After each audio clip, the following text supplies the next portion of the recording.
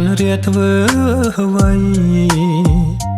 ចោលរាស្មីបំភ្លឺនរណាចោលរាស្មីបំភ្លឺនរណាខ្ញុំនៅឯកាគ្មានគ្នាគៀ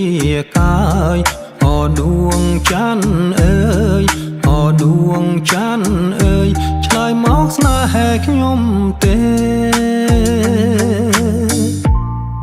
រូបបងនៅចិត្តពើហើយដេចធ្វើប្រងើយកូនតាយមិនខ្ចីមើលបងបានអូនមកបីថ្នាំងធ្ន